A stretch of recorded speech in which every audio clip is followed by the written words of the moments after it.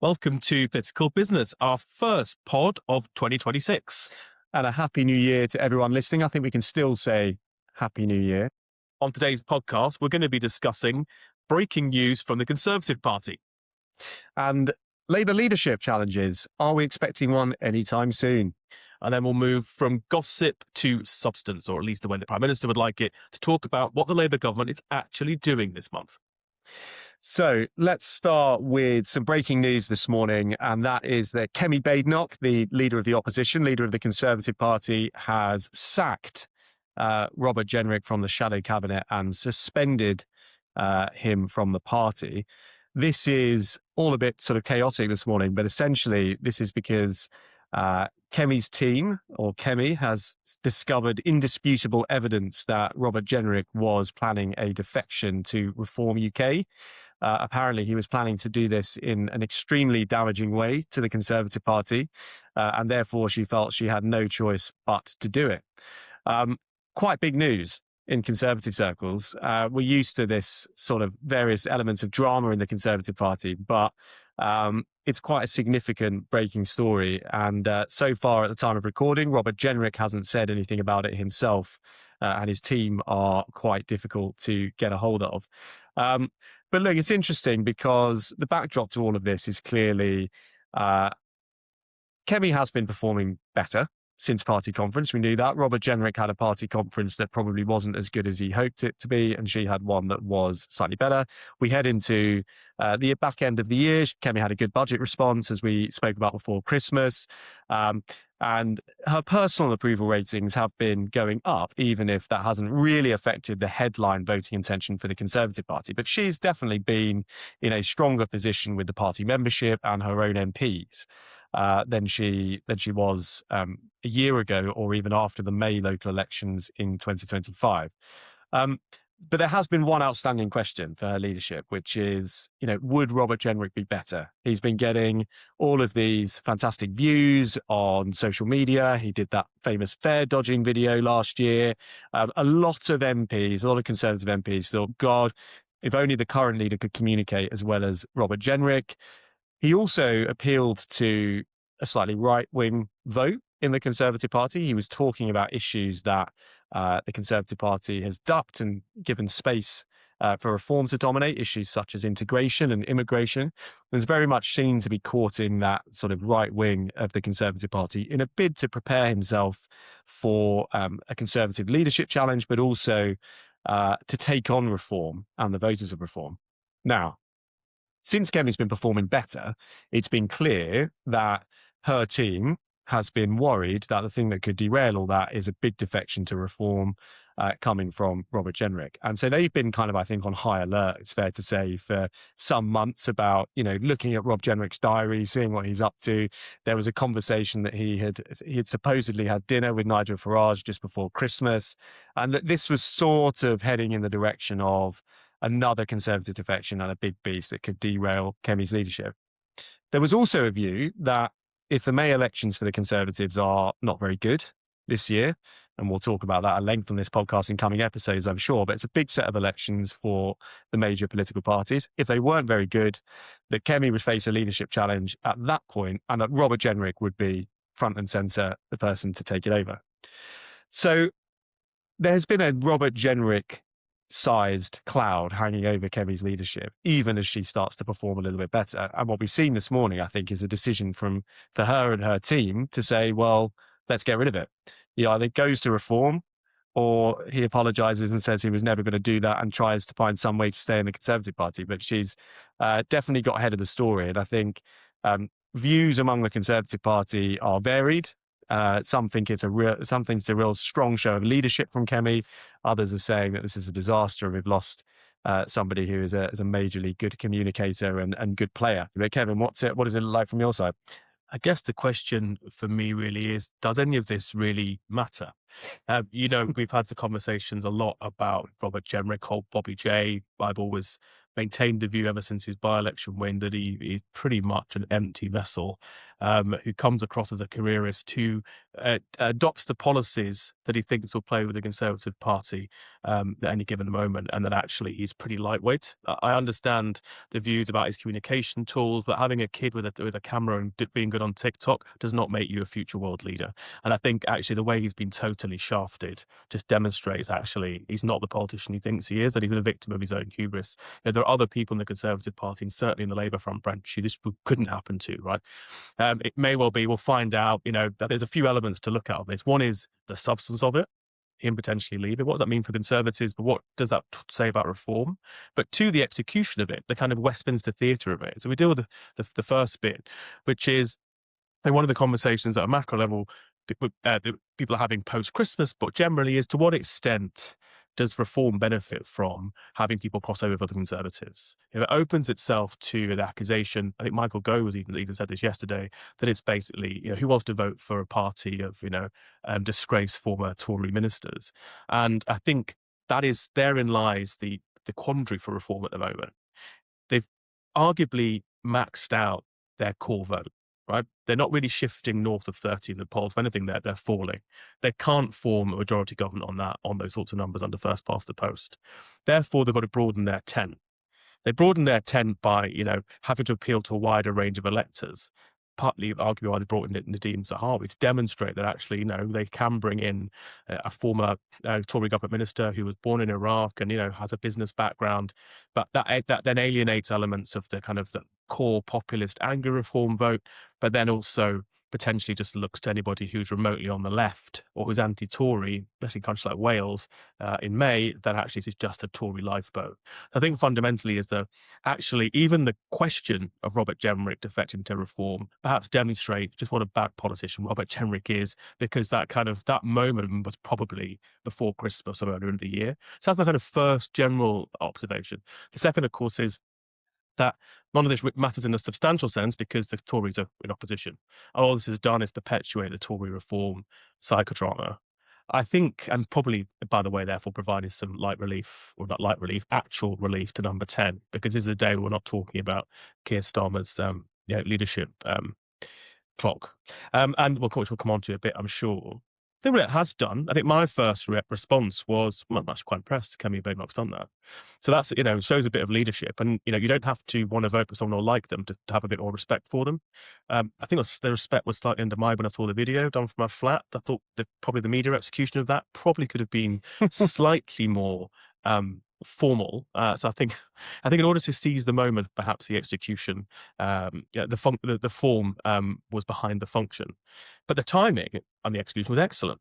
So we're told that the chief whip called Robert Jenrick, so not even Kemi herself. The chief whip called Robert Jenrick to tell him that he'd been rumbled. This was whilst just 3 minutes into Farage's live press conference, meaning that he couldn't get in contact with Farage and vice versa. They couldn't coordinate an instant response. And then, of course, Farage was then, had to deal with it at the press conference, which he did reasonably well, actually. I thought he handled it perfectly, but kind of the framing basically was, well, of course we've been talking to him, but no deal was done, which again just makes General look like ridiculous.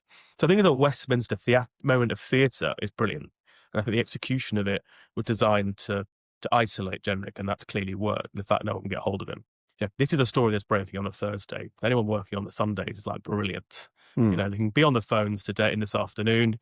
Go for a few drinks this evening. I'm sure the Red Line, etc., will be rammed with everyone trying to get the goss, and then write it up tomorrow, file it on Saturday, and then go out on Saturday night. The Sunday shows are going to be about it. So this story is going to go on. So the comms of this is that this is going to be the story for the next few days. What does it mean for Kemi? What does it mean for Jenrick's future? That's before we even have how could Jenrick respond. The only way Jenrick could come out of this fighting, if he's got it in him, is if he can lead a group of backbenchers to defect. That's really the only scenario, I think. Well, but the point is, even the speculation that's going to dominate. So what's the media narrative is going to be? Tories are in a mess. Are people defecting or not? Are people getting found out or not? Parties love witch hunts, seeing this within the Labour Party, particularly in the Corbyn era. So people, who else is potentially talking about it? So the chat is going to be who else is on what we used to call in Labour the suicide list. So, I think that is probably confirmed my view, which I've held. Jenrick is probably not the best politician. He's missed the moment, not lit anyway, even if it wasn't today. bit of more respect for Kemi Badenoch. Caution against the polling views on her. Yes, she's improving her polling position. Yes, she's appearing to be more of a leader. But, I remember campaigning on the doorstep with Ed Miliband when he was riding high, and I don't even tell you how that ended. And we managed to convince ourselves even at some point that Ed Miliband might even be Prime Minister. So, I think we've all got to take a step back and say the fundamentals have not changed. Reform are still doing very well. The Tories are up, so they're not absolutely tanking. The story is still Tories divided. Does that mean Kemi survives beyond May? Who knows? But I think it's to go back to first principles. It certainly grabbed the headlines today and made life a little bit more interesting. So we'll see how that plays out over the coming weeks and months. We could do the what does it mean for business, but of course it means absolutely nothing for business because Robert Jenrick was absolutely nothing for business today, yesterday, or tomorrow. What does this next stage of Kemi's leadership front bench look like? I think so. Speaking of front benches. Well, just before we get to that, I just thought it was worth saying Reform, I think you talk to them internally and they are a little bit like, we don't want Rob on his own anymore. He needs to bring people over with him if it's to come over. And I just spoke to somebody reasonably senior in the Conservative Party who just said to me, it's possible Jenrick still is the next Conservative leader, actually. And that he sits there on the backbenches now. Kemi can't force a by-election. He denies that he was ever planning to defect in the first place, sits tight, waits till after May, doesn't have to toe the Kemi line for the next 5 months, and then comes back and launches a leadership challenge, as he would have anyway, post the May elections. How does he do that when he's not a member of the Conservative? Well, that was the conversation that we then followed up on, and then I was reminded that basically the Conservative Party can change the rules to determine whatever it wants, when it wants anyway, as was proven true with a Liz Truss leadership challenge that came just 45 days into a premiership when supposedly she would be safe for a year. So the point is that the rules can be flexible depending on who is the challenge. It entirely depends on and how he plays how he plays, and probably more importantly for poor Bobby J, how he is played in the next coming days. Some interesting gossip, but as you rightly point out, to the actual front bench, not the shadow front bench. The fringes of politics for the seat of power in the world's fifth largest economy. Yeah. Prime Minister starts the year wanting a huge focus on cost of living. And to be fair to him, unfortunately, has been derailed by a lot of international events that have been kicking off one way or another since New Year's Day. MPs have now been back a week. Lots of events going on. You were at dinner last night. What is the mood among Labour MPs coming back after a pretty difficult end to last year? I think a lot of people are pleased with the Prime Minister's focus on the cost of living. Unfortunately, a great many are all too focused, however, on the cost of Starmer himself, the cost to their electoral prospects, the next general election. And indeed, if you're in Scotland and Wales, to your electoral base in May. I think it's fair to say that what the fevered speculation of the run into Christmas has died down to a great extent, but the baseline that's been established is one that's still pretty much resigned to a future without Keir Starmer. I mean, I speak to a lot of backbenchers and they say, they're talking about a post-Starmer era now. We can talk about the timing of that, but nobody really talks in any seriousness about Keir Starmer being the Prime Minister at the end of this Parliament. And it's still a question of when and what he has to do in order to protect his position. So I think the mood on the backbenches is still pretty grim. It's just that they're putting a bit more of a brave face on it, particularly as they start to those people that have local elections start gearing up for May. I was at the 30th anniversary of Progress last night. It's a big dinner at the Guildhall in the City of London, which felt like and described by, not least by me, but others, as a kind of a massive wedding reception of the Labour right. So Progress is the organisation that was established under New Labour in order to help deliver and propagate the New Labour Blairite politics into the party in the country. The concern was that New Labour was a London construct, and that actually it could die within the Labour parties in the country. It needed some grassroots. So Progress was established as the intellectual and organisational vehicle to propagate New Labour and progressive politics. It was one of the few bastions of the Labour movement in the Corbyn era, fighting back to stop MPs get deselected. So sort of strong pedigree. And last night was a real celebration of that, a celebration of an organisation which, it had 2 members of staff in 2020, and here we were with there must have been certainly a few hundred guests in the Guildhall and several members of the cabinet. It was significant that people were celebrating the last 30 years, but quite a few cabinet ministers were talking about the need, more than ever, to have progressive centre-left social democratic policies into the future. Probably the 2 that stood out the most were Rachel Reeves, who made a very good top-thumping speech about the challenge posed by reform and how a moderate Labour government would be the bulwark against that. Clearly, as I took it, an intimation to a potential future ideological battle this year within the Labour Party between the left and the soft left and the hard left, potentially. And then the several cabinet ministers spoke, but the big one everyone was waiting for was a chap called Wes Streeting, the health secretary, who was sat, interestingly, there's lots of signals. He was sat next to Morgan McSweeney, the Prime Minister's Chief of Staff, a great display of unity. The Chief Whip and others made jokes about Wes and his potential leadership ambitions, so it was not an elephant in the room. But what Wes did was build on his Institute for Government speech, talking about, how we need to be change makers, not accept that the system isn't working. We create the levers, etc. But really with a really strong Blairite message about, any moment in government is about changing this country for the better. That's what everyone in this room does. And it went down really, really well. A couple of backbench MPs said to me from the 24 intake, it felt to them like the beginning of his leadership contest, to which I replied, where were you the last few months of 2025? But it was definitely a major moment and a literal rally of the right. Somebody said to me, again, another MP, no one's really mentioned Keir Starmer. Not in a negative way either. So it's not come up. It was almost like we were in a post-Starmer era. And in fact, it was pointed out that on each and every place was a letter from Keir saying, sorry, he couldn't be there. And, progress has been part of the past and the future of the Labour Party. Just kind of, went without any notice, really. So it was fascinating to see that people were talking about the future of the Labour government and the Labour Party without any reference to Keir Starmer. I wouldn't even say there was particular criticism of Keir Starmer, but they were talking about the future without him. So I think we're going to see more of that in the coming weeks and days. It is what people are talking about. I've been to a couple of receptions in the House of Lords for newly ennobled peers.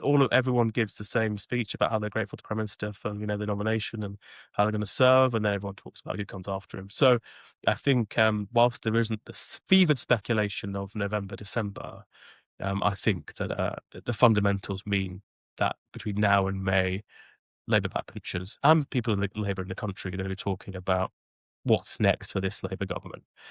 Just touch on the U-turns. I think there's a real sense that the government's just kind of getting it all out of the way now. That actually is a kind of take out the trash month. Certainly the case of the last year's worth of policies, exactly. Essentially. But once you dismantle all that, what else is there? Yeah, the government has no programme. So I think we're waiting. I think everyone's waiting for some real new thinking actually from some people in the cabinet. The government's focus on cost of living and delivery, but that's really now actually at the behest of the markets, the global economy, and global geopolitics. There's not a huge amount the government can do apart from fiddle with some energy net zero subsidies in order to reduce energy bills to actually affect real change. And I think that's the problem now. And it feels like the government's pretty much lacking direction. But to your point, Kevin, about nobody talking about Keir Starmer and his leadership at the dinner yesterday, but also generally, it's almost worse when you descend into that sort of irrelevance. People have psychologically accepted that something is going to follow it. And they're not talking about your likelihood chances of survival. I think that's almost the worst place to be. Similar to where the Conservative Party is probably in the national conversation at the moment, which is still almost written off. Yeah.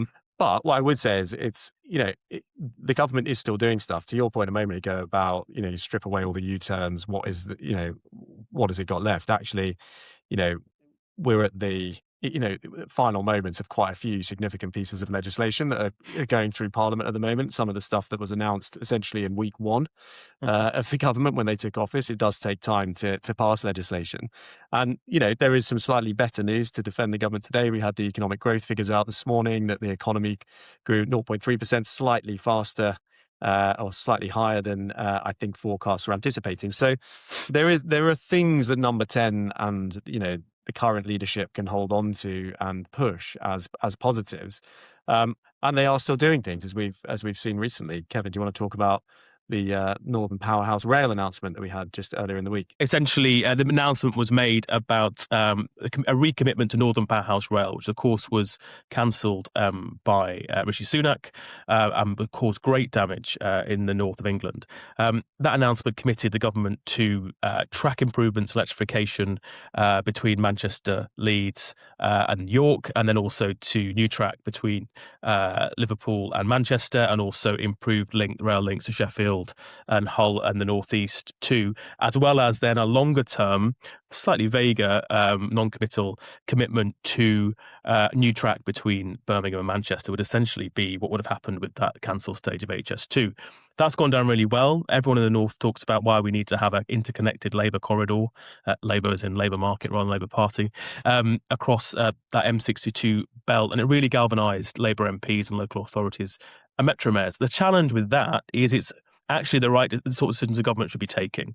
Long-term, in the national interest, providing, skills, investment, forward vision, forward guidance for companies looking to invest from the private sector in the north of England in particular.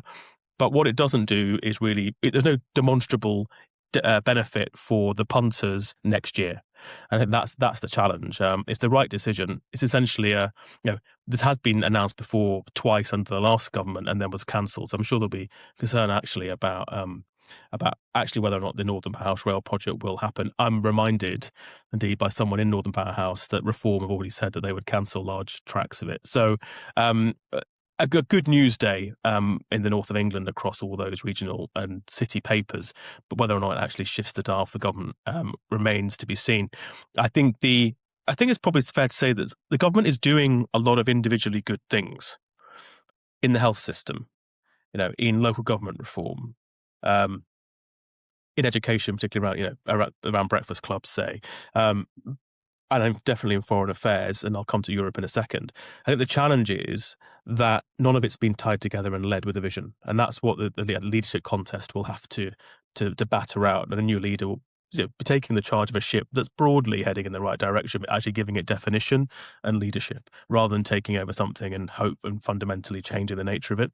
I think that's what what we're seeing is drift in policy terms. The Prime Minister himself is, at the moment, arguably seeping into irrelevance, but the government itself is drifting in different directions. But all of that is resolvable. I do wonder if he himself is, how he feels about it. The great play was made at the end of last year about the PM inviting members of the Parliamentary Labour Party to Chequers, so the +1 invitation. Those the first trip happened last week to the reception, and quite a few people who were there said to me that kind of all the ingredients were there, apart from the Portaloo toilets outside, but in the rain. But he himself didn't really seem to be enjoying it. He didn't really want to be there. So I do wonder if actually the biggest advocate for a change of leadership is Keir Starmer himself, and that perhaps he's beginning to just go through the motions. He doesn't look like a man that is enjoying the job. And when he does look like he's enjoying it, it's very often on the international stage, where I think he, like so many prime ministers, at the end of very often of their premierships, resorts to spending more time on international affairs, where perhaps you're slightly more popular than at home with a domestic audience. But there does need to be a vision and a retail offer ahead of the elections in May, just to give councillors, activists, MPs and others confidence to go and knock on doors and say, this is what a Labour government would do. And this is what your local Labour Party would do. So I think I have to put it together at some point over the next few months, or it's going to be a pretty tricky set of elections in May, which I'm sure we will return to in many episodes. We will, as we get back into the swing. We have got in coming weeks, we've got some fantastic insights into what's happening in London's boroughs. We'll have a lot more on the unfolding policy agenda for the next phase of the Labour government. We've got the King's speech in May, setting out the next parliamentary session's worth of business. Well, that's all we've got time for on today's episode. We'll be back next week talking about a whole range of different political subjects that impact business. Like and subscribe, whether that's on YouTube podcasts, Spotify, or wherever you subscribe to your podcasts. But until next week, it's goodbye from me. Goodbye.